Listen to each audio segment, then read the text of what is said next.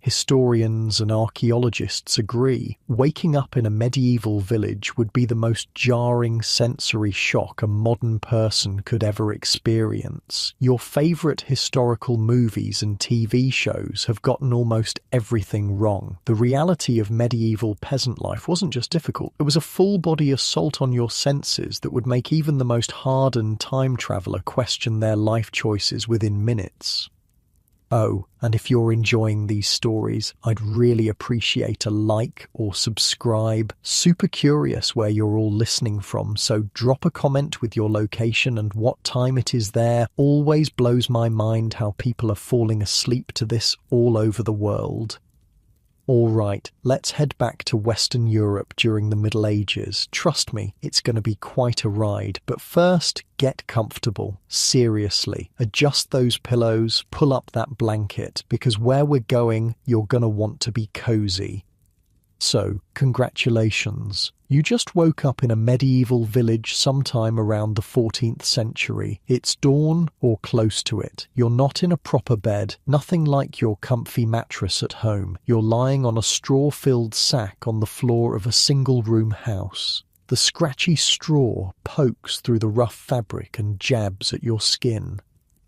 The first thing that hits you is the smell, not the pleasant scent of coffee brewing or breakfast cooking that might normally greet you. No, this is different. It's wood smoke, thick and acrid, still hanging in the air from last night's fire that's now just glowing embers in the centre of the room.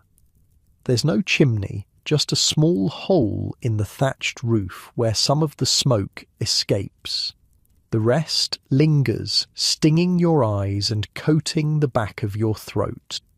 Mixed with the wood smoke is the earthy smell of the people around you. You're not alone. A family of perhaps 8 people all sleep in this one room. There's the sour note of unwashed bodies, not because medieval people were dirty by choice, but because bathing was a rare luxury. And there's another smell too. Animals. In the corner of the room, separated by nothing more than a flimsy wooden partition, are a few chickens and maybe a pig. You blink, trying to adjust to the dim light filtering through the small unglazed window openings covered with wooden shutters. The sounds come next. A rooster crows somewhere nearby, joined quickly by others throughout the village. Outside, you hear the lowing of cattle and the bleating of sheep being led to pasture. There's movement in the village already. The creak of a wooden door, the distant clang of metal as the blacksmith begins his day, voices calling to one another.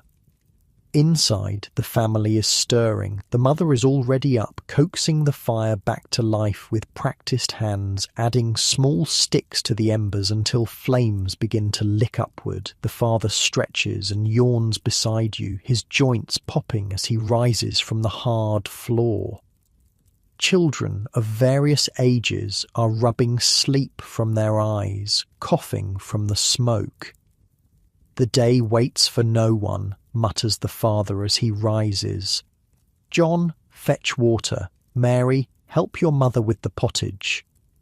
You realise something surprising. These people didn't sleep through the night the way you're used to. Medieval folk practised what historians call biphasic sleep. They'd go to bed shortly after sunset, sleep for several hours in what they called first sleep, then wake for an hour or two in the middle of the night. During this wakeful period, they might pray, talk quietly, check on their animals, or even visit neighbours. Then they'd return to their second sleep until dawn. The house itself is simple but sturdy. The walls are made using a technique called wattle and daub, a wooden frame filled with a lattice of twigs, the wattle, and covered with a mixture of mud, clay and straw, the daub. It's surprisingly effective insulation, though in winter the single room would still be bitterly cold except right next to the central hearth. You watch as the mother of the household takes a large round loaf of dark bread from a wooden box. This isn't the fluffy white bread you might be used to. It's dense, dark, and made from a mixture of rye and barley, what medieval people called maslin bread. The family didn't bake it themselves. They were required by law to use the Lord's oven and pay for the privilege.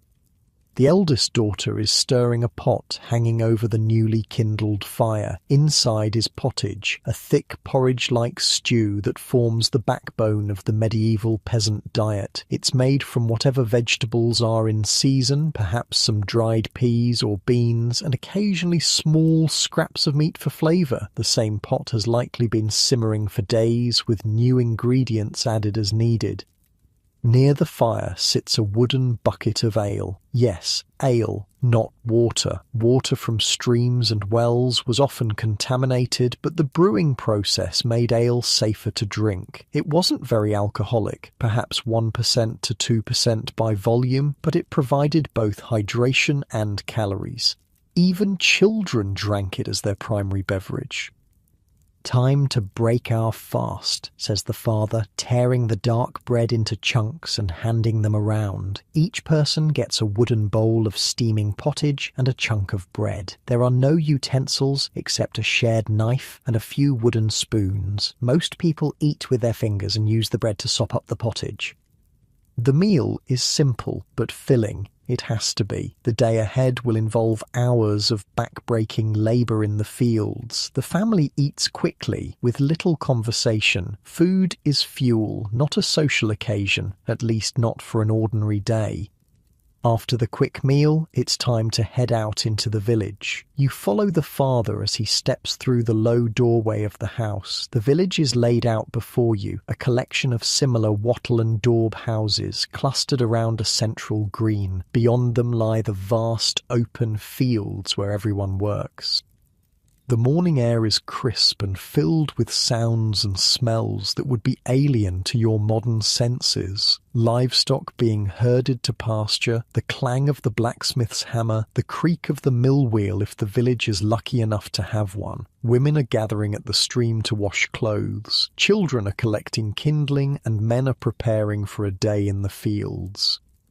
The village isn't arranged in neat rows like a modern subdivision. Houses are clustered somewhat haphazardly, though there's still organisation to it. At the centre might be a small wooden church, the spiritual and social heart of the community. Nearby could be the manor house where the Lord lives, though in many villages the Lord was an absentee figure who lived elsewhere and visited rarely. As you walk, your feet sink slightly into the muddy earth of what passes for a street. There are no paved roads here, just well-worn dirt paths between buildings. The ground is littered with straw, animal droppings, and the occasional chicken scratching for food. In summer, the paths will be dusty. In spring and fall, muddy, and in winter, potentially frozen and treacherous. All around you, the village is coming to life. You pass a man leading an ox toward the fields, the massive animal plodding patiently alongside him. The ox will pull the heavy wooden plough used to break up the soil before planting. A group of women walk together toward the stream, carrying bundles of clothing to be washed. Children chase each other, somehow finding energy for play even before the day's work begins. What strikes you immediately is that everyone has a role, even young children. A boy no more than 6 carries a stick ready to spend his day chasing birds away from newly planted seeds. Girls of similar age help with younger siblings or learn to spin wool into thread. There is no concept of childhood as a protected time of play and learning. In a medieval village, everyone who can work must contribute. Near one house, you see an elderly woman carefully tending a small garden plot. These kitchen gardens are vital supplements to the peasant diet, growing vegetables, herbs, and perhaps some medicinal plants. Cabbages, onions, garlic, and leeks might grow here, along with peas and beans when in season. The social structure of the village becomes clear as you observe interactions. Most peasants were serfs, not quite slaves, but not free either. They were legally bound to the land they worked and to the lord who owned it. They couldn't leave without permission and owed both labour and a portion of their harvest to the lord. Some villagers, however, were freemen who rented their land and owed rent but not labour. They had more independence and could travel more freely. You might be able to identify them by their slightly better clothing or the fact that they directed others rather than taking direct orders themselves. As the sun climbs higher, the day's work begins in earnest. Men gather tools, wooden ploughs with iron tips, scythes for cutting grain, hoes for weeding, flails for threshing. Women finish household chores and prepare to join their husbands in the fields or to handle other work like spinning, weaving, or tending animals. You notice that everyone's clothing is simple and practical. Men wear loose tunics that reach to their knees, belted at the waist with long stockings or loose pants underneath. Women wear long linen shifts covered by woolen dresses or tunics, often with an apron to protect the valuable fabric. Everyone's clothing is made from wool or linen in muted colours of brown, grey or dull green. The bright dyes you might see in movies were expensive and reserved for the wealthy. The fields surrounding the village are divided into strips rather than the neat squares or rectangles you might expect. Each family works several strips scattered throughout the fields rather than one consolidated plot. This ensures that no one family gets all the best land or all the worst land. It's a surprisingly egalitarian system in many ways. As you watch the villagers move toward the fields, you're struck by the rhythm of it all. Despite the hardship, there's a certain harmony to the way life flows here. Everyone knows their place and their task. The community works together out of necessity. No one could survive alone in this world. The blacksmith has his forge fired up now, and the rhythmic clang of his hammer on iron rings out across the village. He's a crucial figure in village life, crafting and repairing the metal tools that make farming possible. Near his forge, you might see the miller, another important person who grinds the villagers' grain into flour using a water or wind-powered mill. Both men are skilled craftsmen who might have slightly higher status than ordinary field workers. As the morning progresses, you begin to appreciate how tightly bound this community is to the natural world. There are no clocks here. Time is measured by the sun, the church bells, and the changing seasons. Work begins at dawn and ends at dusk, with the rhythm of labour changing with the seasons. Spring is for planting, summer for tending and early harvests, fall for the main harvest, and winter for repairs, indoor work, and planning for the next year's crop. You also notice how precarious life is here. One bad harvest could mean starvation. Illness could strike without warning, with no effective medical treatment available. Injury could prevent work, which could mean inability to pay rent or taxes, which could lead to eviction or worse.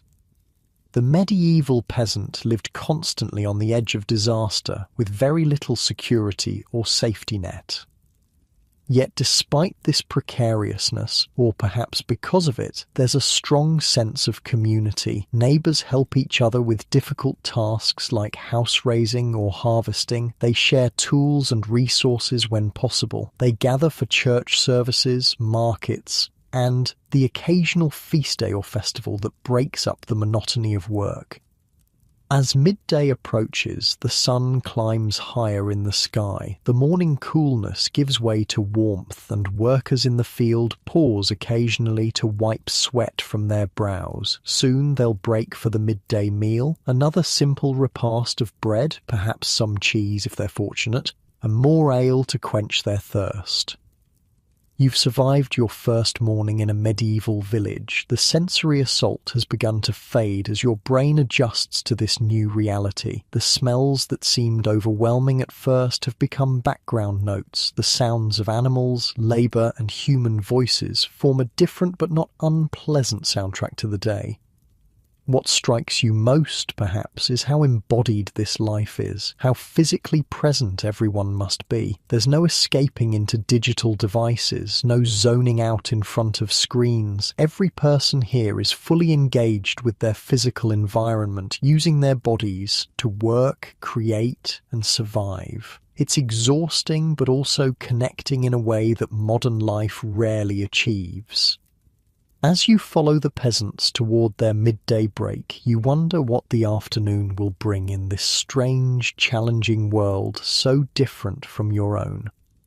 The midday sun beats down on your face as you follow the peasants into the vast open fields surrounding the village. This is where the real business of medieval life happens, farming. Without these fields and the people who work them, no one eats. Not the village priest, not the local lord, not the king himself. Everything depends on what happens here.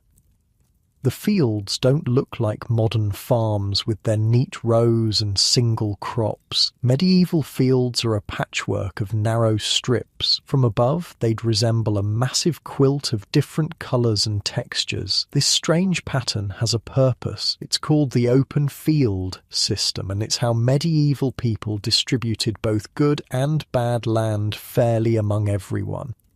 Each family works several strips scattered throughout the fields rather than one continuous plot. This way, no one gets stuck with only poor soil or low-lying flood-prone areas. It seems inefficient to modern eyes, having to walk between scattered strips, but the fairness outweighs the inconvenience. But here's the most ingenious part that would shock any modern farmer. 1/3 of all this farmland sits completely empty. No crops growing at all, just bare soil.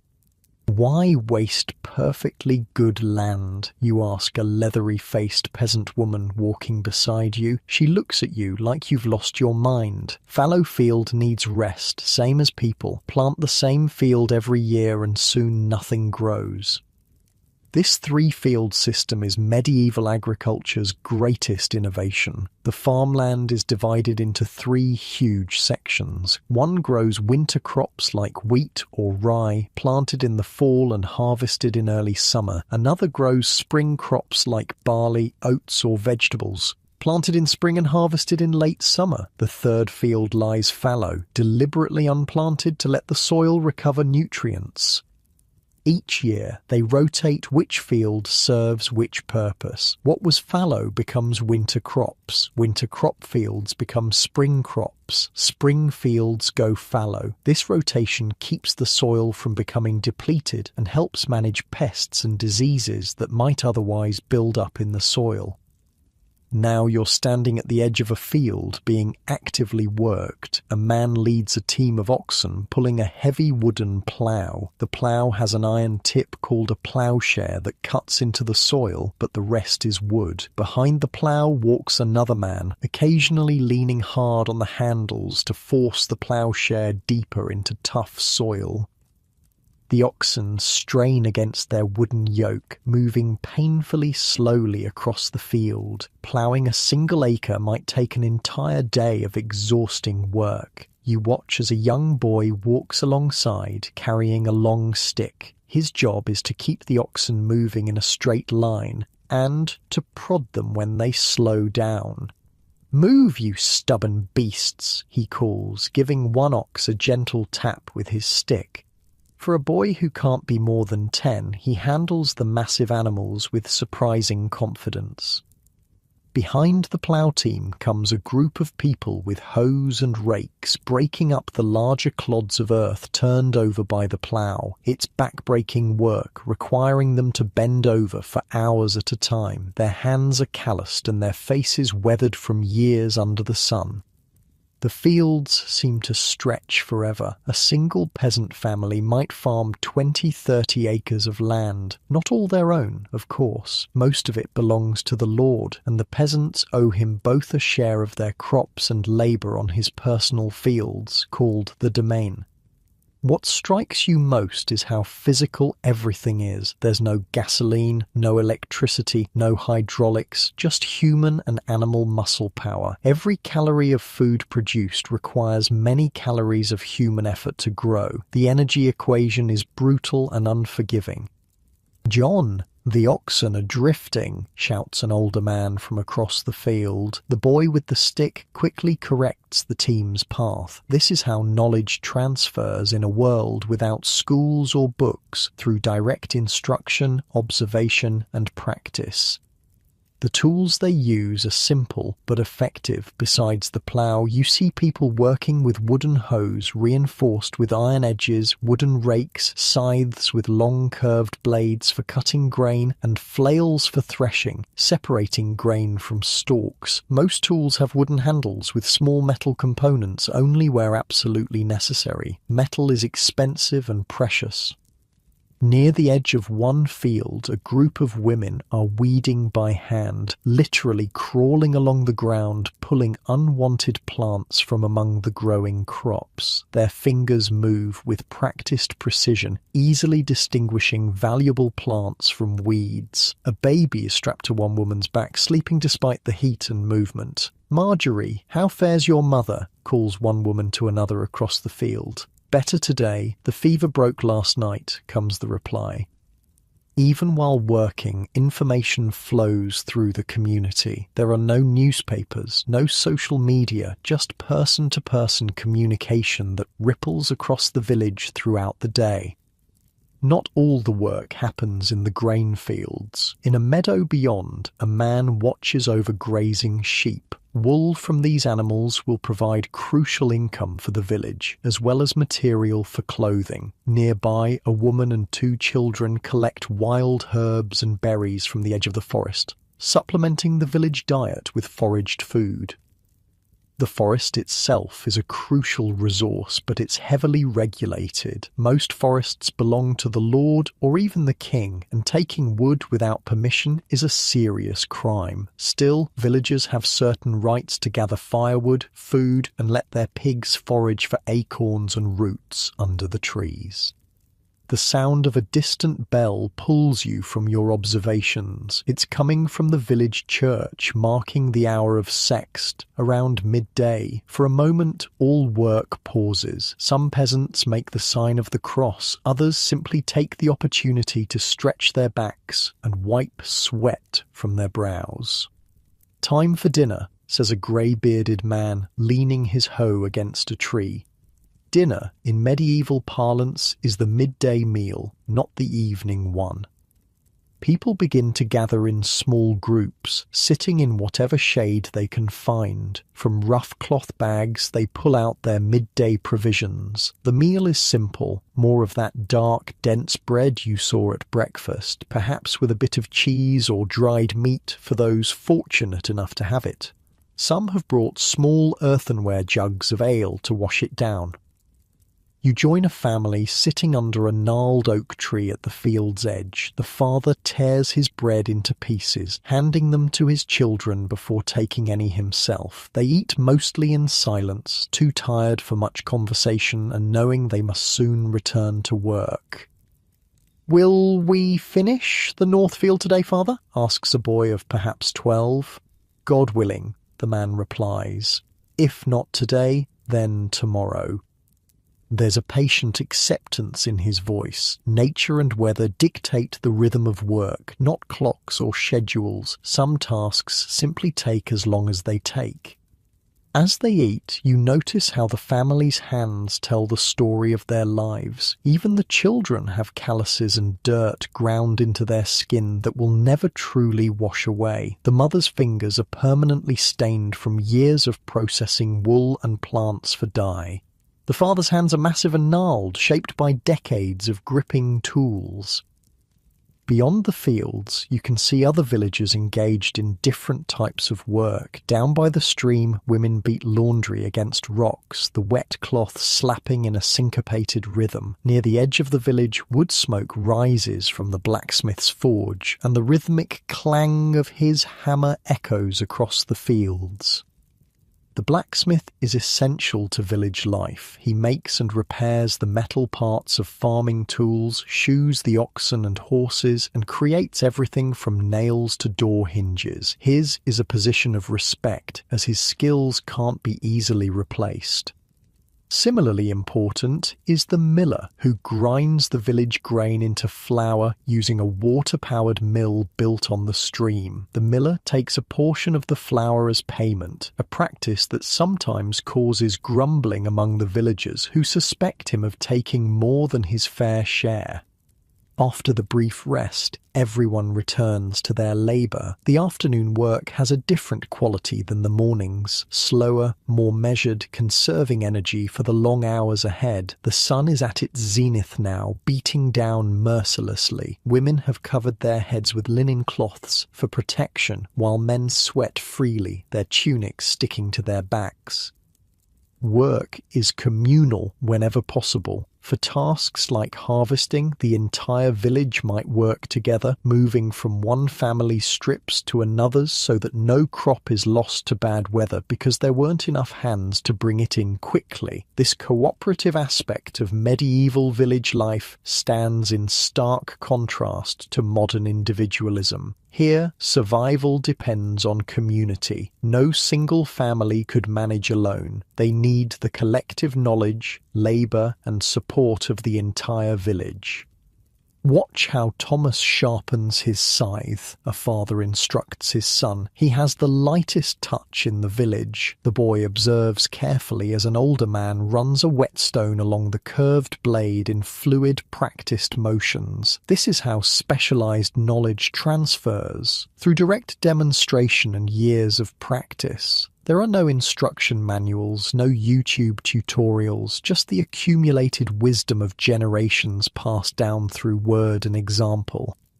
The livestock are working as hard as the humans. Oxen pull ploughs and carts. Horses, rarer and more expensive than oxen, might be used for faster transportation or by the lord for riding rather than farm work. Chickens scratch for insects among the gardens, providing both pest control and eggs. Dogs help herd sheep and cattle. Cats hunt rodents that would otherwise devour stored grain. Even the humble pig plays multiple roles. Pigs forage on otherwise inedible foods like acorns and food scraps, converting them into valuable protein. Come winter, a slaughtered pig provides not just meat but fat for cooking and candles, skin for leather, bones for tools, and various organs for food. Almost nothing goes to waste. A shout from the far side of the field draws your attention. A cart has become stuck in a muddy rut, its wooden wheel buried up to the axle. Immediately, several men drop their own work and hurry over to help. Some dig around the wheel, while others put their shoulders to the cart, heaving it free with a collective grunt. There's no expectation of payment. Next time, it could be their cart in need of rescue. This scene illustrates a fundamental truth about medieval village life. Reciprocity underpins everything. Today I help you, tomorrow you help me. No one keeps exact score, but everyone remembers both kindnesses and slights. In a small community where everyone depends on each other, reputation matters enormously. As the afternoon wears on, different work rhythms emerge across the landscape. In one field, a lone man walks methodically, scattering seeds from a cloth bag slung around his neck, planting next season's crop. In another, a family works together to build a rough fence of woven branches to keep animals away from young plants. Near the stream, two women have set up a simple loom between trees and a weaving cloth, their hands moving in practiced patterns while they chat. Cloth production was vital and time-consuming, with the entire process, from raising sheep to finished garment, taking months of work by many hands. You notice there are few idle moments. Even while walking from one task to another, people's hands stay busy, spinning thread, whittling wood, or mending tools. Daylight is too precious to waste, especially in winter when days grow short. The technology may be simple by modern standards, but there's remarkable ingenuity in how medieval people solved problems with limited resources. That watermill harnessing the stream's power to grind grain represents cutting-edge medieval engineering. The village might also have a windmill on a nearby hill, another way to capture natural energy. You pause to watch a woman working at the edge of a field. She's using a distaff, a stick that holds unspun wool, and a spindle to twist raw fibre into thread. Her fingers move with hypnotic rhythm, drawing out and twisting the fibres while the spindle turns and drops, winding up the finished thread. She can do this while walking, talking, or watching children, a perpetual background task that produces the thread needed for all cloth. This is another reality of medieval life, the constant proximity of wilderness. Forests harbouring wolves, bears, and wild boars often stood just beyond the village fields. The boundary between civilization and wilderness was permeable and sometimes dangerous. The men return a short while later, breathing hard but successful. "Got away with nothing," one announces with satisfaction. "The sheep are safe, at least for today." As afternoon begins to soften toward evening, the quality of light changes. The harsh midday sun gives way to a gentler, golden glow that makes the fields and village look almost idyllic. Workers straighten their backs more often now, glancing at the sun's position to gauge how much daylight remains. In one corner of the common field, older children who've been helping all day begin a spontaneous game of tag, burning off energy despite hours of labour. Their laughter carries across the fields, a reminder that even in this harsh world, joy finds its moments. Soon, people will begin making their way back to the village for the evening meal and whatever tasks remain before darkness falls. But for now, they continue their eternal partnership with the land, coaxing food from soil using little more than wooden tools and their own strength. The fields that stretch around you represent an achievement that's easy to overlook from our modern perspective. These medieval farmers, without scientific understanding of soil chemistry, plant biology, or meteorology, have developed sustainable agricultural systems that can support relatively large populations year after year. Their methods are based on centuries of observation, trial and error, and accumulated wisdom passed down through generations. As the workday begins to wind down, you can't help but feel a newfound respect for these people whose lives are so different from your own. Their existence is harder in many ways, physically demanding, lacking modern comforts, and always vulnerable to forces beyond their control. Yet, there's also a directness to their experience, a connection to land and community that many modern people might envy. The sound of the church bell rings out again, signalling the hour of none, mid-afternoon. Soon it will be time to head back to the village for the final tasks of the day before evening settles in. The afternoon sun casts long shadows as you make your way back toward the village. Workers are beginning to return from the fields, tools slung over shoulders, their pace slower than the morning's eager march. The day's labour shows in their movements, the slight stoop of tired backs, the careful placement of feet worn from hours standing on uneven ground. You take this chance to really look at the village itself. From this distance, it's a cluster of simple buildings surrounded by a patchwork of gardens and animal pens. Smoke rises from several hearth fires, drifting lazily in the still air. Unlike the rigid grid pattern of modern towns, this village grew organically over generations, its layout shaped by the land, water sources, and the needs of its people. As you get closer, the village reveals itself more fully. At its heart stands the church, its stone walls and modest tower rising above the surrounding timber-framed houses. The church is likely the only stone building in the entire village, a testament to its importance in medieval life. It's not the grand cathedral you might see in a city, but a simple parish church built by local hands over many years. "The church was here before any of us," says an old man walking beside you, noticing your gaze. "My grandfather's grandfather helped raise that tower." There's pride in his voice. This building connects him to ancestors long dead and to generations yet unborn. The churchyard surrounding it serves multiple purposes. It's a burial ground, of course, but also a meeting place, a site for markets, and sometimes even a location for games and celebrations. Medieval life doesn't separate the sacred from the everyday. They exist side by side, often in the same space.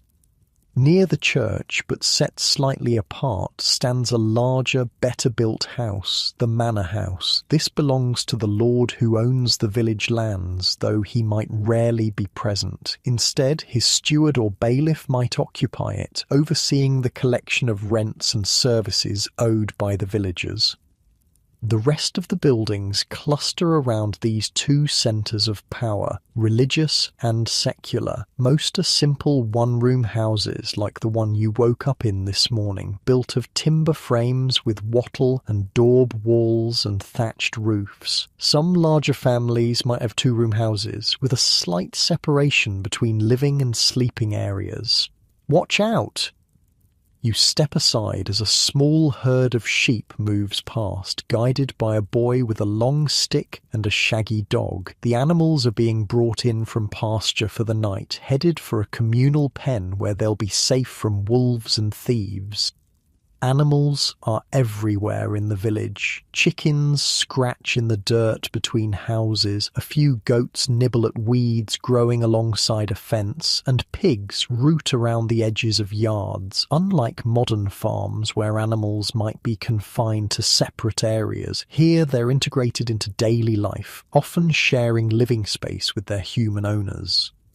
What you don't see are many of the features we take for granted in modern settlements. There are no street signs. Everyone knows where everything is in a community this small. There are no street lights. When darkness falls, it falls completely, broken only by the occasional lantern or candle glimpsed through shuttered windows. And most notably, there's no sewage system. Waste disposal is haphazard at best, contributing to the distinct smells of village life.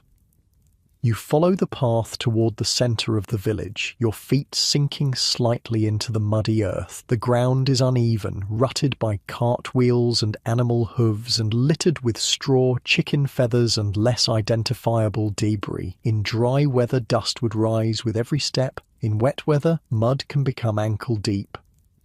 The sound of rhythmic pounding draws your attention to a small building set slightly apart from the others. This is the blacksmith's forge, and the muscular man working there is hammering a glowing piece of iron on an anvil, shaping it into what looks like a hinge.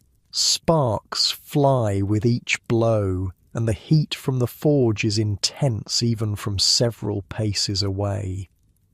The blacksmith pauses, wiping sweat from his brow with a forearm. His face and arms are darkened with soot, and small burn scars mark his exposed skin, badges of his dangerous trade. He nods to acknowledge your presence, but doesn't break his rhythm for long. Metal must be worked while hot. The forge itself is a stone hearth with bellows to force air through the fire, raising its temperature high enough to make iron malleable. Tools hang from the walls, hammers of various sizes, tongs for handling hot metal, chisels, punches, and files. Each represents hours of skilled work to create, and many were likely made by the blacksmith himself. This man's skills make him essential to village life. He makes and repairs the metal parts of farming tools, creates nails and hinges for buildings, fashions horseshoes, and produces countless other items that keep the village functioning. His position comes with status. He's likely better fed than most and might even own his workshop rather than renting it from the lord. Near the forge stands another crucial building, the mill. This one is powered by the small stream that runs alongside the village, its large wooden wheel turning slowly in the current. Inside, massive stone wheels grind grain into flour, the staff of life in medieval Europe. Like the blacksmith, the miller holds a position of both importance and some suspicion. Everyone needs their grain ground, but the miller takes a portion as payment, and there's always grumbling about whether he takes more than his fair share. The fine dust of flour covers everything inside and around the mill, and the air here smells of grain and the slightly sweet scent of milled flour. Beyond these specialised buildings, you notice other important elements of village infrastructure. There's a well in the centre of what passes for a village square, a crucial source of water for drinking and cooking. Women gather here with wooden buckets, not just to collect water, but to exchange news and gossip. It's an informal information network as vital as the water itself. Near the edge of the village stands a communal oven, a solid structure with a large brick or stone chamber for baking. Few families had ovens in their homes, as they were expensive to build and required significant fuel to heat. Instead, villagers brought their bread dough to this communal oven, paying the baker a small fee or portion of the finished bread. Hot bread coming out, calls a stout woman, opening the oven door with a long wooden paddle. The scent of fresh bread wafts out, momentarily overpowering the usual village smells. People gather around with cloths to collect their loaves, carefully marked to identify each family's bread. The village has other communal spaces too. There might be a brew house where ale is made, a dairy where milk is processed into cheese and butter, and workshops for specialised crafts like pottery or weaving. These spaces represent shared knowledge and resources. Another way, medieval people maximised limited means. As you continue walking, you come across a group of children playing in the dirt beside one house. They've fashioned crude dolls from sticks and scraps of cloth and are engrossed in an imaginary world of their own making. Unlike modern children, they have few toys, and those they have are homemade or simple objects repurposed for play. What strikes you is how little adult supervision these children have. Once past infancy, children in medieval villages had significant freedom to roam and play, interrupted only by the chores and work expected of them. By age 7 or 8, they would already be contributing significantly to household labour, and by 12 or 13 they would work almost as adults. Education, as we know it, doesn't exist for most of these children. Some might learn basic prayers in Latin from the parish priest, but reading and writing are skills few peasants possess or need. Instead, education is practical. Boys learn farming, animal husbandry, and perhaps a craft from their fathers. Girls learn household management, food preservation, textile production, and childcare from their mothers. Master Thomas. A small boy runs up to an older man walking nearby. My father asks if you will look at our cow. She's not eating and seems in pain. The man nods gravely. I'll come after vespers. This is the village's animal doctor, not a trained veterinarian, but someone with experience and knowledge passed down through generations. He might use herbal remedies, practical techniques, and perhaps a dose of prayer to treat ailing livestock. Similar knowledge extends to human ailments, typically in the hands of wise women who serve as midwives and healers. Medieval medicine blends practical observation, herbal knowledge, and religious belief. Illness might be treated with a poultice of medicinal herbs, but also with prayers to a saint associated with that particular ailment. The line between medicine, folk wisdom, and spiritual practice is blurry at best. Speaking of spiritual matters, the church bell rings out, calling villagers to evening prayers. Many pause in their activities, making the sign of the cross. Some will attend the service, while others continue with necessary tasks, perhaps murmuring prayers as they work. The church dominates not just the physical landscape, but the rhythm of days and seasons. Its bells mark the hours of prayer throughout the day: matins at dawn, lauds at sunrise, prime, terce, sext at midday, none in mid-afternoon, vespers at sunset, and compline before bed. Most villagers won't attend all these services, but the bells structure their day nonetheless. The church calendar also orders the year, with feast days and holy days providing welcome breaks from work and opportunities for community celebration. Easter, Christmas, and dozens of saints' days create a rhythm of fasting and feasting, work and rest throughout the seasons. As evening approaches, activity in the village intensifies rather than winding down. This is a crucial time for tasks that couldn't be done during the heat of the day or while working in the fields. Women tend vegetable gardens beside their homes, men repair tools or work on projects like making a new table or mending a door. Older children collect eggs from nesting hens or bring in firewood for the night's cooking. The village has a different feel now than it did at dawn. There's still purpose in everyone's movements, but also more conversation, more moments of rest between tasks. People stop to chat between houses, sharing news or comparing notes on the day's work. You pass a house where a woman sits outside the door, spinning wool into thread using a drop spindle. The simple tool, essentially a weighted stick, turns rapidly as she draws out fibers from the mass of wool held on a staff called a distaff. Her fingers move with practiced precision, creating thread of remarkable evenness despite the crude tools. Nearby, another woman works a vertical loom leaned against the outside wall of her house, the evening light still good enough for this detailed work. The threads click and snap as she passes the shuttle through, gradually creating a fabric that will eventually become clothing, blankets, or other necessities. Textiles were one of the most time-consuming aspects of medieval life. From raising sheep to finished garment involved countless hours of work: shearing, washing, carding, spinning, weaving, cutting, and sewing, mostly done by women in addition to their other responsibilities. The smell of cooking begins to fill the air as families prepare the evening meal. This is typically the main meal of the day, though still simple by modern standards. The base will be more pottage, that ever-present stew, perhaps enriched with whatever vegetables are in season, and, if the family is fortunate, a small amount of meat or fat for flavour. "The lords eat better than we do," comments an old woman sitting on a stool outside her door, noticing your interest in the cooking. Roasted meats and white bread, wines and spices from distant lands, but our food fills the belly well enough.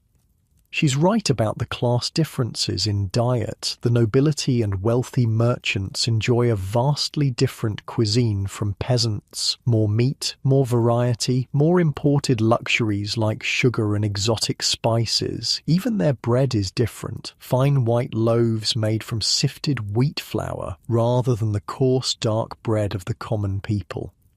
As dusk approaches, cows return from pasture, lowing softly as they're guided to their nighttime enclosures. Some might be brought into the homes themselves, particularly in colder months when their body heat helps warm the single room. The valuable animals also need protection from thieves and predators. A peasant family that loses its cow loses a critical source of food and income.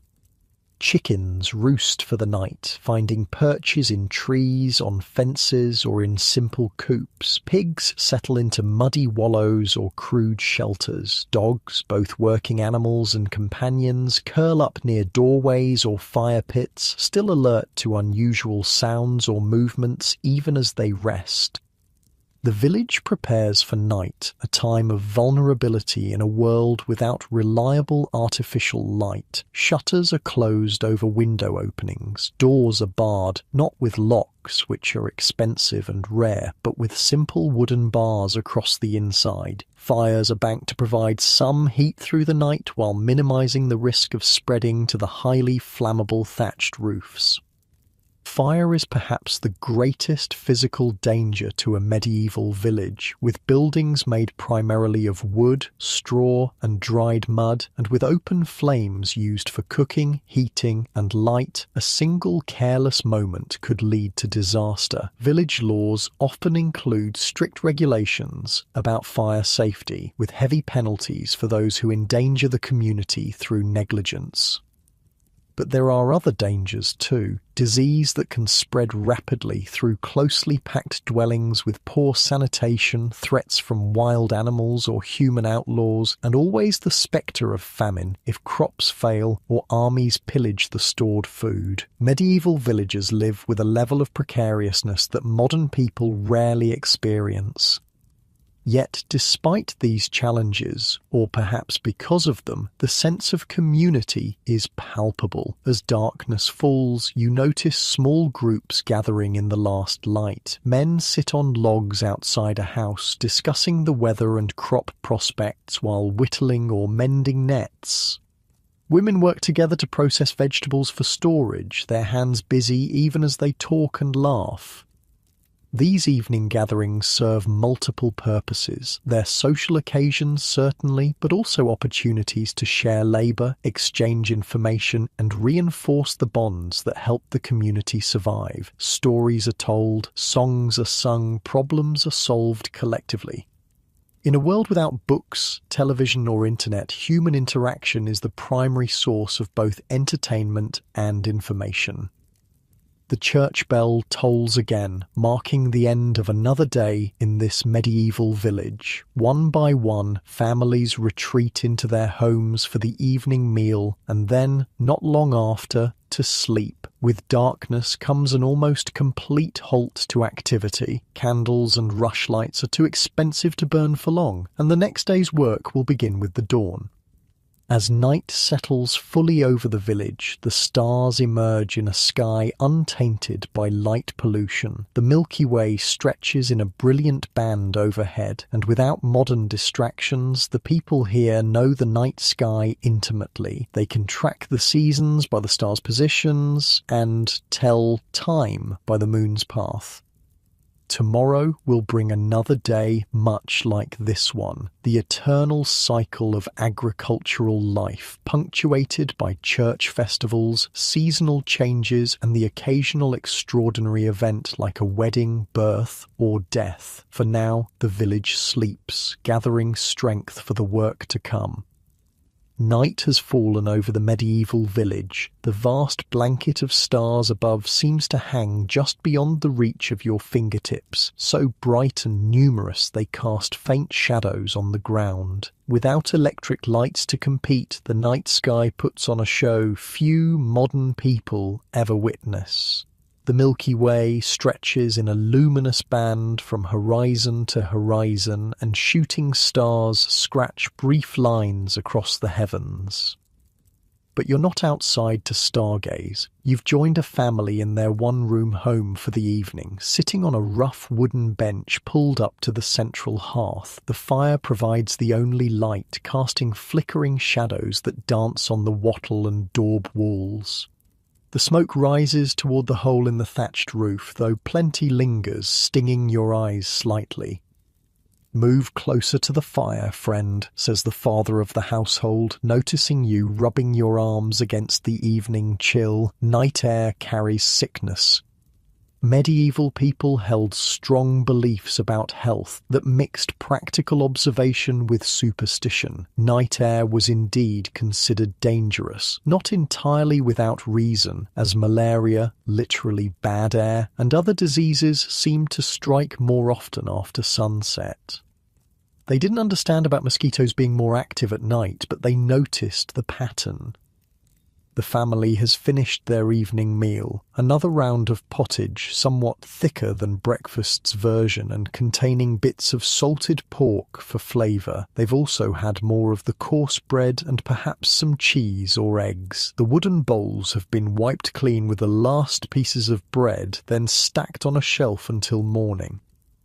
Now comes one of the few periods of leisure in the medieval day. With too little light for most work, these evening hours before sleep are for family, storytelling, and simple handicrafts that can be done by feel or in dim light. The mother sits on a low stool, her fingers working a drop spindle, even in near darkness, the motions so familiar she needs little visual guidance. Two small children play quietly with carved wooden animals in the corner. The oldest son whittles a piece of wood, carefully shaping it into what might become a spoon or ladle. "Tell us about the wolf hunt, father," says one of the children, looking up from his play. The man smiles, setting aside the leather strap he's been mending. "Again? You've heard it 3 times already. Please." The child's eyes reflect the firelight as he waits expectantly. "Very well." The father settles back, and everyone, even the mother with her spinning, seems to pause slightly to listen. It was the coldest winter anyone could remember. Snow piled higher than a man's head, and the wolves grew bold with hunger. Storytelling was crucial entertainment in medieval villages. With no books, radio, or screens, the spoken word carried history, practical knowledge, religious instruction, and entertainment. Stories passed down through generations preserved cultural memory and values, while providing much-needed distraction from the hardships of daily life. The father's tale is part history, part exaggeration, told with the practiced cadence of a story shared many times. He describes how, 10 winters ago, a pack of wolves threatened the village livestock, and how the men organized a hunt that tracked the alpha wolf to its den. His hands gesture dramatically as he describes the final confrontation, acting out the motions of the spear thrust that finally brought down the beast.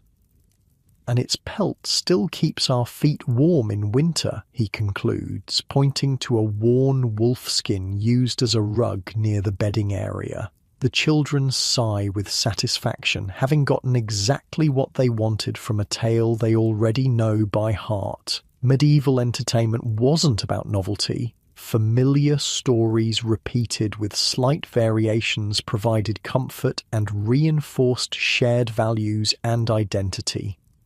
"Or sing for us, mother," asks the daughter, and without much coaxing, the woman begins a simple melody, her voice clear but quiet. The song tells of springtime and young love, of flowers blooming and birds returning from their winter journey. It's a song of hope during the darker seasons, a reminder that winter always gives way to spring.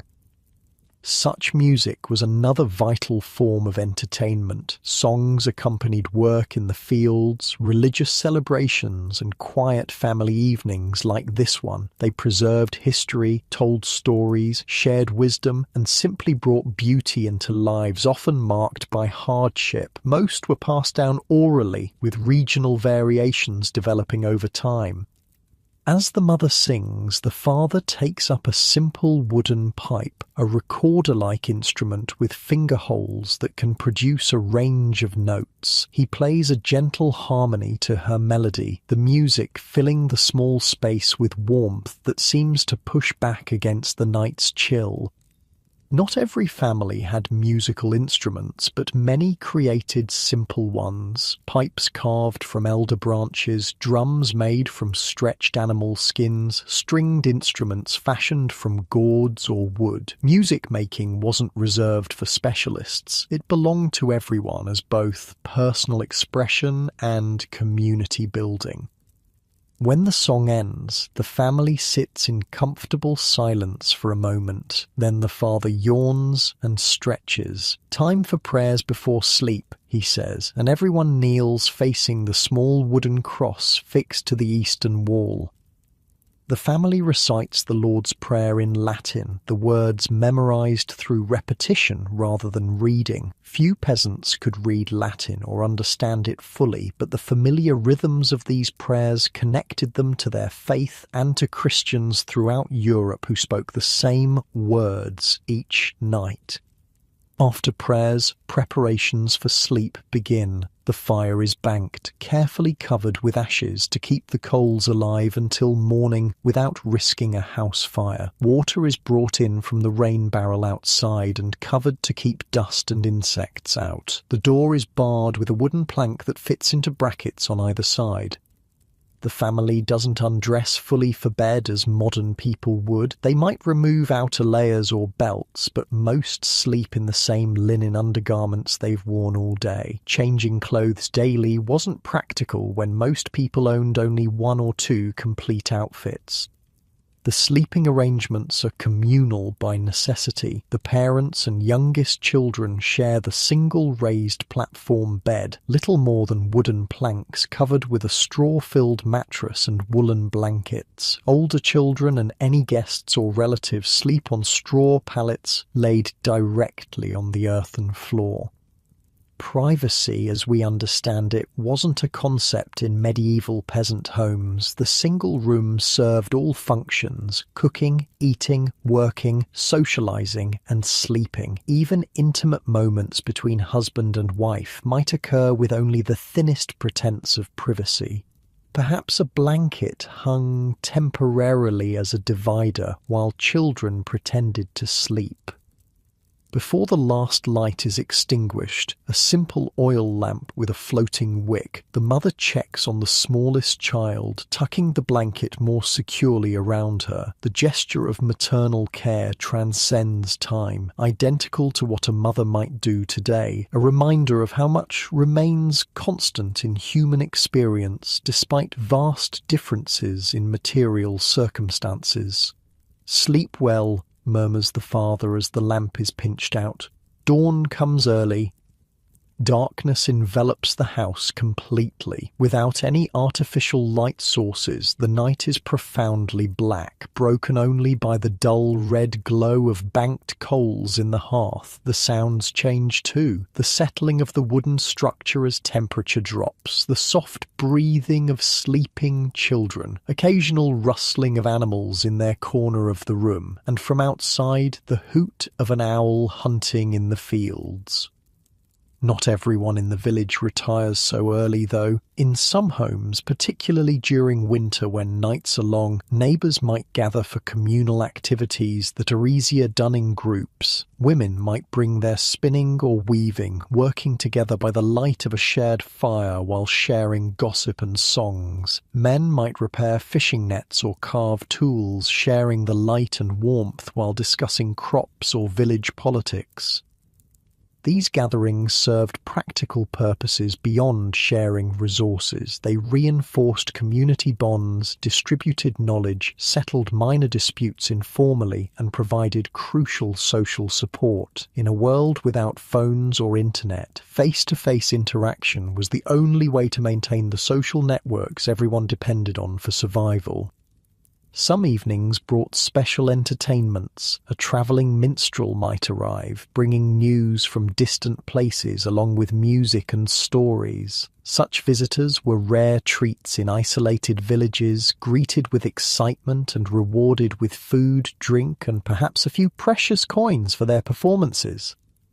Village celebrations marked important transitions in both the agricultural and religious calendars. The completion of harvest might bring a feast day where even the poorest families contributed something to a communal meal. Religious festivals combined sacred observations with much-needed opportunities for relaxation, dancing, and sometimes courtship between young people from neighbouring villages.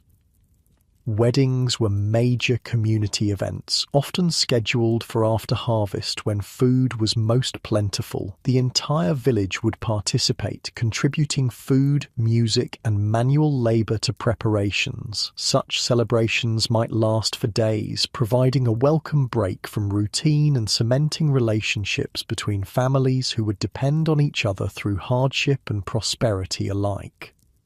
On ordinary evenings, though, darkness brought the day's activities to a natural close. Without artificial lighting, most work became impractical or dangerous after sunset. Sleep patterns aligned more closely with natural light cycles, with most people going to bed soon after dark and rising with the dawn.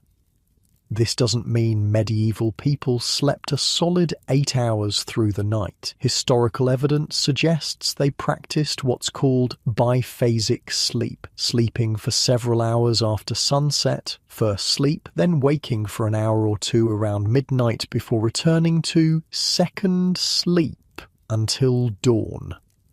During this midnight waking period, people might pray, talk quietly with bedmates, tend the fire, check on animals, or even visit neighbours. Some medical texts from the period suggest this midnight hour was considered ideal for conception, being a time of restfulness and peace. The pattern of first and second sleep wasn't viewed as insomnia or a sleep disorder. It was the normal rhythm of human rest before artificial lighting extended waking hours deep into the night. Some sleep researchers believe this biphasic pattern might actually be more natural for humans than the consolidated 8-hour sleep modern people strive for. As you lie on your straw pallet in the dark house, listening to the soft breathing of the family around you, you might find yourself drifting into this ancient sleep pattern. The physical labour of the day has left your body tired in a way modern workouts rarely achieve. A deep, honest fatigue that makes the simple bedding feel luxurious. The smell of wood smoke hangs in the air, along with the earthy scent of the thatched roof and the faint animal odours from the household's livestock. It's not unpleasant once you've grown accustomed to it, simply the normal background scent of medieval life, as unremarkable to the villagers as the smell of cleaning products or air fresheners might be in a modern home. Outside, the village has its own nighttime soundscape. An occasional dog barks, alerting to a fox or badger prowling near livestock pens. Wind rustles through thatched roofs and shifts the branches of ancient oaks standing sentinel at the village edge. From the direction of the stream comes the steady rhythm of the watermill, operating even at night when the flow is strong enough. These sounds have a pattern and meaning to villagers that might escape a modern visitor. The mill's rhythm tells them water levels are good, promising efficient grinding of tomorrow's grain. The pattern of animal sounds indicates no unusual threats prowling the village edges. The wind direction carries information about tomorrow's weather that might determine which tasks take priority at dawn. The medieval relationship with night was complex. Darkness brought real dangers, from accidents in an environment without lighting to predators, both animal and human, that exploited the cover of night. Spiritual fears also intensified after sunset, with beliefs in supernatural creatures and forces that held sway in darkness. Yet night also brought its gifts, rest from labour, family togetherness, and a sky ablaze with stars that served both practical and spiritual purposes. The stars helped mark seasons and even hours, while also inspiring awe that connected people to religious and philosophical traditions, stretching back millennia. Medieval villagers had detailed knowledge of celestial patterns gained through generations of observation. They knew which stars heralded planting time, which constellations warned of coming winter, and how to use the night sky as a natural calendar and clock. This knowledge wasn't written in books but passed through direct instruction and experience. The night also offered solitude rare in daytime village life. A person stepping outside briefly might experience one of the few truly private moments available, a chance for reflection, personal prayer, or simply breathing space away from the constant company of others. Such moments helped balance the intensely communal nature of medieval existence. For those awake during the deepest part of night, midwives attending births, monks rising for midnight prayers, or villagers during their midnight waking hour, the world took on different qualities. Sounds carried farther in the still air, familiar paths became mysterious landscapes navigated by touch and memory. Time itself seemed to flow differently. In this darkened house, surrounded by the sleeping family, you feel a connection to countless generations who found rest in similar circumstances. Despite the vast technological differences between their world and yours, the human experience of night, with its vulnerability, its mystery, and its renewal, remains fundamentally unchanged.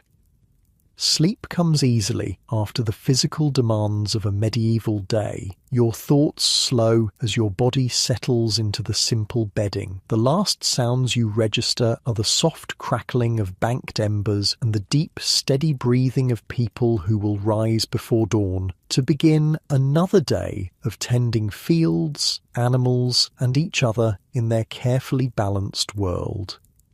As your consciousness drifts towards sleep, you carry with you a new appreciation for these medieval lives, harder than yours in countless material ways, yet rich in direct experience and community connection that many modern people find themselves craving.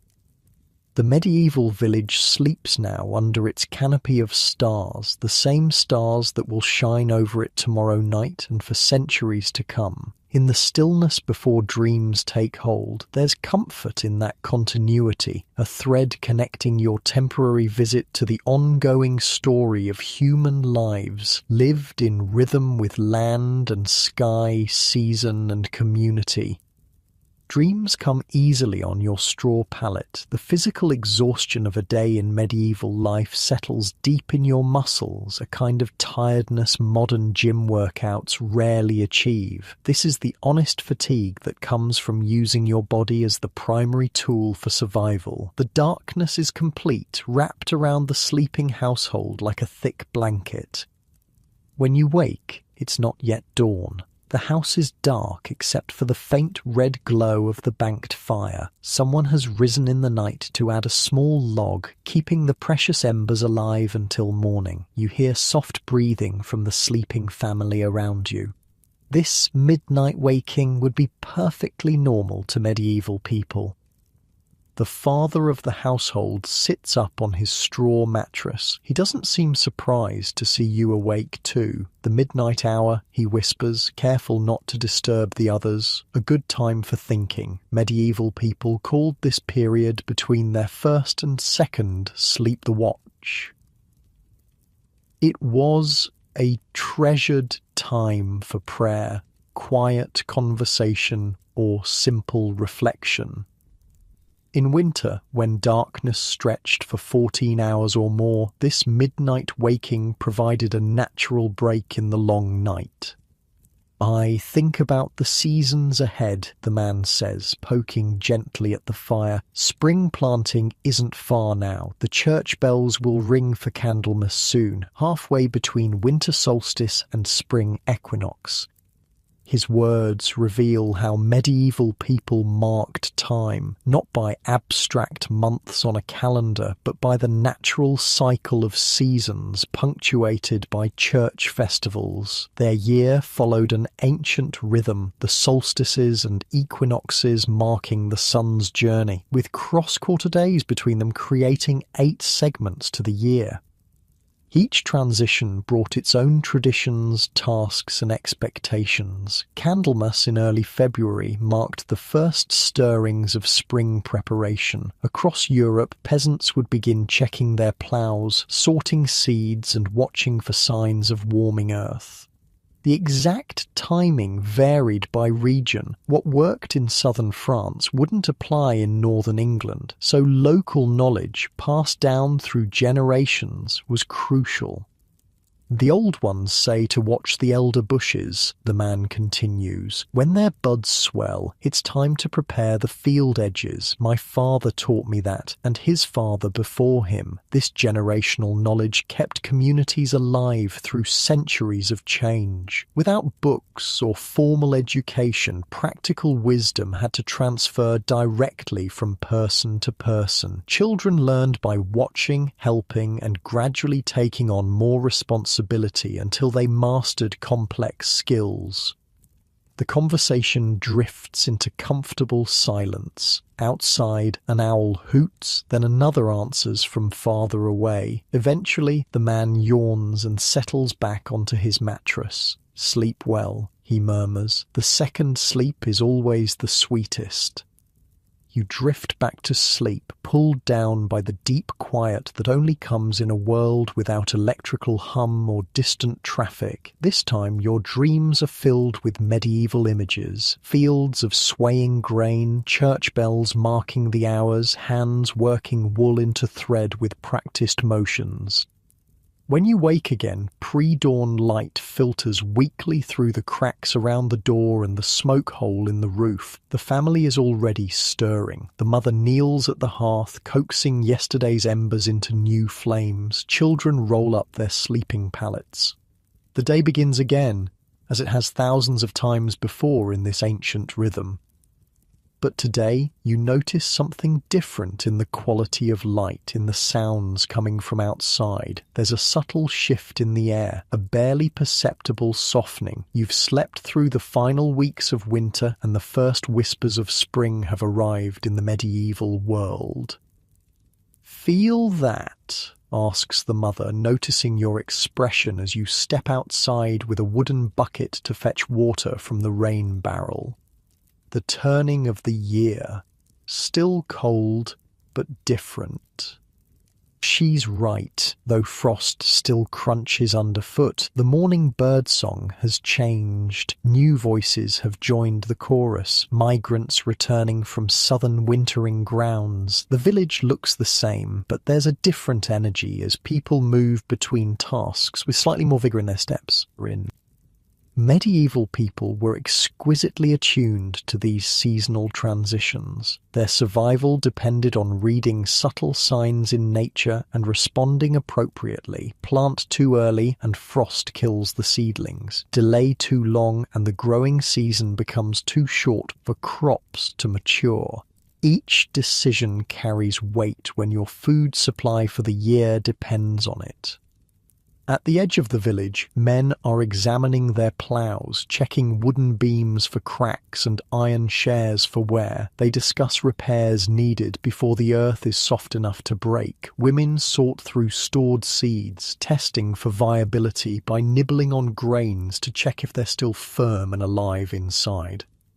The rhythms of agricultural life governed everything in the medieval village. Each season brought its distinct labours, pleasures and challenges. Spring meant ploughing and planting, summer brought weeding and early harvests, autumn was the main harvest time, and winter focused on processing crops, repairing tools and indoor work like spinning and weaving.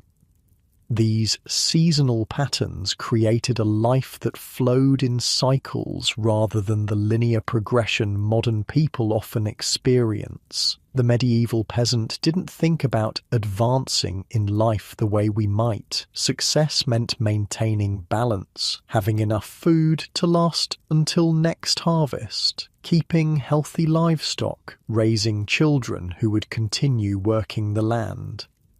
"Come see," calls a child, tugging at your sleeve. She leads you to a sunny spot beside a cottage wall where tiny green shoots have pushed through the soil. The first spring onions. Mother says we can add them to our pottage tonight.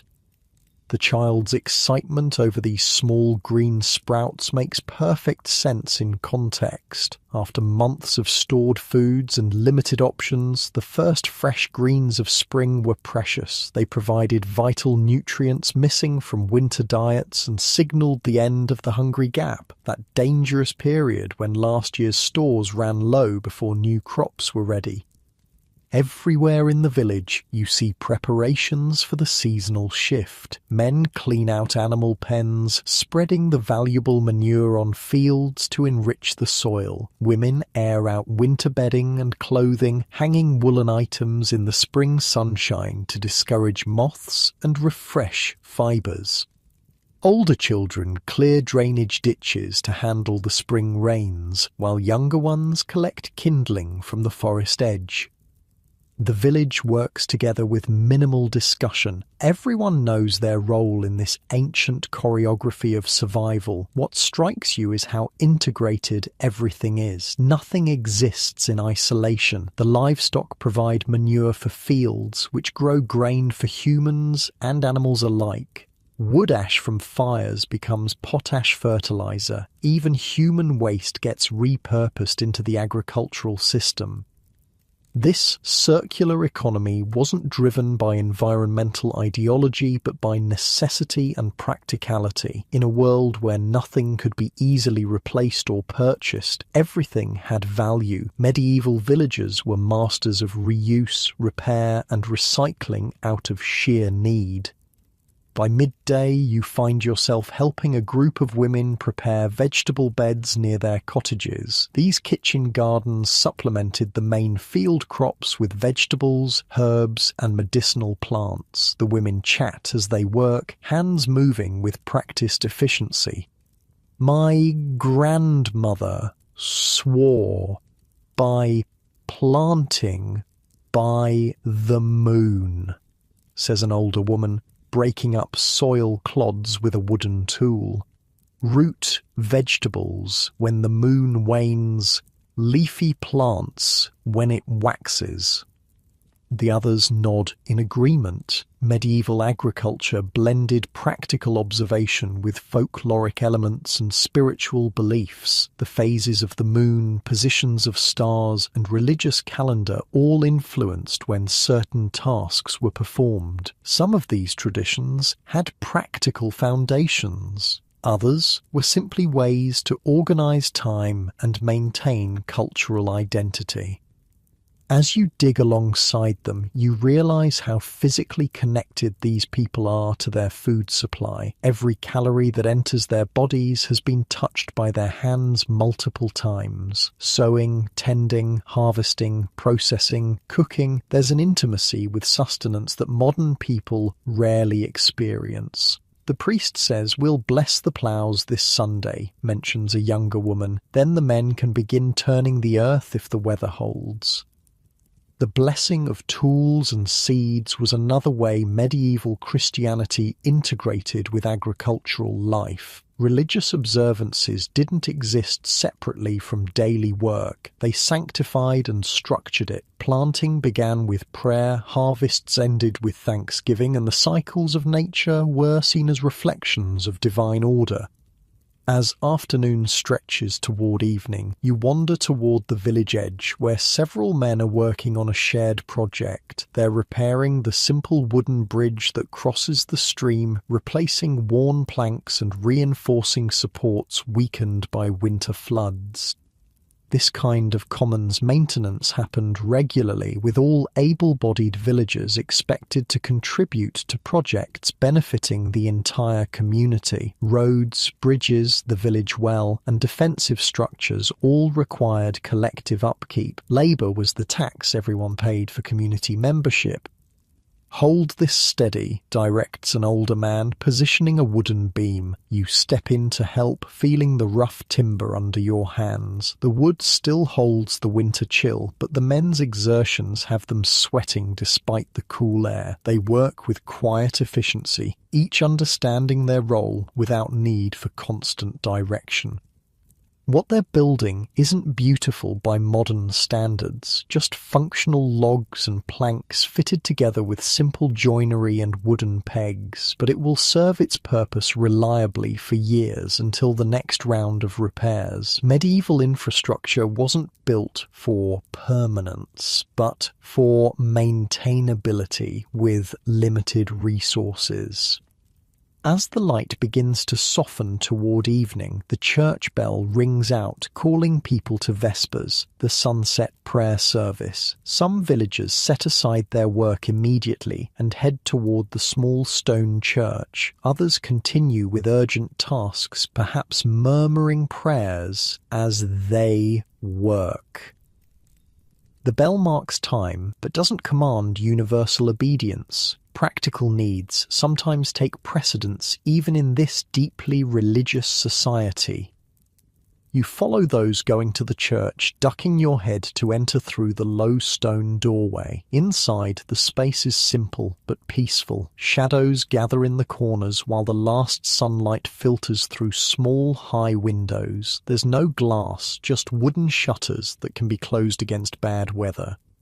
The walls bear simple paintings depicting Bible stories and saints. These images served as books for the illiterate, teaching religious narratives to people who couldn't read. The colours are earthy and faded, made from local minerals, plants, and binding agents like egg yolk.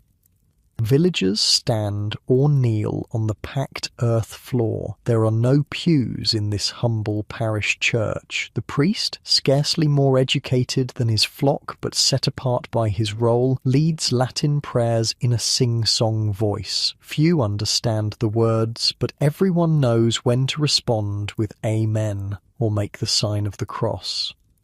The brief service ends as daylight fades completely. People file out, exchanging quiet greetings or making plans to help neighbours with tomorrow's tasks. The village settles into evening mode. Fires are built up for the night's cooking. Animals are secured in pens or brought indoors. Children are called in from play. Tonight's meal seems slightly more substantial than yesterday's. The pottage has more ingredients, those early spring onions the child showed you, dried peas saved from last year, and a small amount of precious salt pork for flavour. There's also a surprise, a basket of eggs shared by a neighbour whose hens have begun laying more with the lengthening days. "The wheel turns," says the father, breaking an egg into the wooden bowl where his wife is mixing dough for flatbread. Hungry winter giving way to season of plenty. His simple statement captures the medieval worldview. Life as a wheel rather than a line, turning through seasons that always return. There was comfort in this cyclical understanding. Bad times would pass, good times would come again, and the community would endure through these natural fluctuations. After the evening meal, as darkness settles completely over the village, activities turn inward. By firelight, the family works on small projects, mending clothing, carving a wooden spoon, repairing a broken tool. Their hands stay busy while conversation flows, punctuated by yawns as the day's labour makes itself felt. The father tells a story about the village's founding generations ago. It's part history, part legend, impossible to separate fact from embellishment after centuries of oral retelling. But the story serves its purpose, connecting this family to those who came before them, reinforcing their sense of belonging to this specific place. This connection to place and lineage anchored medieval identity in ways modern people might envy. Most villagers lived their entire lives within a few miles of their birthplace. They knew every tree, every slope of land, every seasonal change in their small territory with profound intimacy. Their ancestors lay buried in the churchyard. Their descendants would work the same fields. The deep roots created resilience. Medieval villages endured warfare, plague, famine, and political upheaval that would destroy less grounded communities. When disaster struck, people rebuilt because they couldn't imagine being anywhere else. Their identity was inseparable from their location and their relationship to the land. As the evening grows later, conversation dwindles. The mother banks the fire for the night, carefully preserving embers for morning. The family kneels for evening prayers, simple words of gratitude for the day's sustenance and protection through the coming night. Then they settle onto their sleeping pallets, arrangements the same as the previous night. "Sleep well," murmurs the mother. "Tomorrow we begin turning the earth." Her words hold both literal and metaphorical meaning. The physical turning of soil prepares it for new growth, but the turning she speaks of is also the greater turning of the seasonal wheel, the community moving collectively from winter's inward focus to spring's outward expansion. As you lie on your simple bed, you reflect on what you've witnessed in this medieval village. The hardships are undeniable: physical labor that would exhaust modern bodies, limited diets, vulnerability to disease and weather, lack of privacy or personal autonomy. Yet there's also a coherence to this life that seems increasingly rare in modern times. These villagers experience direct connection to their food, their community, their environment. They understand the systems that support them because they can see and touch every component. Their work has immediate, tangible results. Their social bonds are reinforced daily through shared labor and mutual dependence. The medieval worldview offered something increasingly elusive in modern life: integration. Sacred and secular weren't separate spheres, but aspects of a unified existence. Work and rest followed natural rhythms rather than arbitrary schedules. Production and consumption happened in the same space, often by the same hands. Of course, romanticizing medieval village life would be a mistake. The precariousness, lack of medical care, limited personal freedom, and restricted opportunities created genuine suffering. Few modern people would willingly trade their lives for the material conditions of a 14th century peasant. Yet, as you drift towards sleep on your straw pallet, warmed by the banked fire and the breathing of the family around you, you wonder if there might be wisdom to recover from this ancient way of living. Perhaps the medieval village has something to teach about sustainable use of resources, about community resilience, about living within natural cycles. The owl calls outside, a low, haunting sound that seems to echo across centuries. The medieval night wraps around the sleeping village, the same darkness experienced by countless generations before and after. In this timeless moment between wakefulness and dreams, the distance between past and present feels paper-thin. Your breathing slows, matching the rhythm of the sleeping household. The straw beneath you no longer feels strange, but comforting in its simple functionality. Your muscles relax, heavy with the memory of honest work performed alongside others. The smoky scent of the banked fire becomes a familiar comfort rather than an irritant. Sleep approaches not as an escape, but as a natural continuation of the day's cycle, another turning of the great wheel that governs all life in this medieval world. Your thoughts grow slower, dreamier, drifting between observations and reflections without urgency or direction. In these final moments of consciousness, you carry with you images that will persist beyond this journey through time. Hands working soil that has nourished generations, children learning ancient skills through watchful imitation, a community moving through seasons with the grace that comes from deep tradition and shared purpose. The medieval village sleeps now, as it has for hundreds of years before and will for hundreds more. Its lessons about harmony with natural cycles, about the wisdom of limits, about the strength found in community interdependence remain available to those who seek them.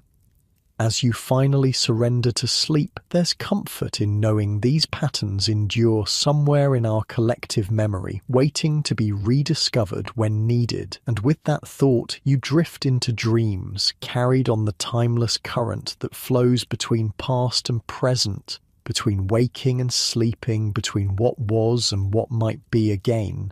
And with that, close your eyes and drift off to sleep.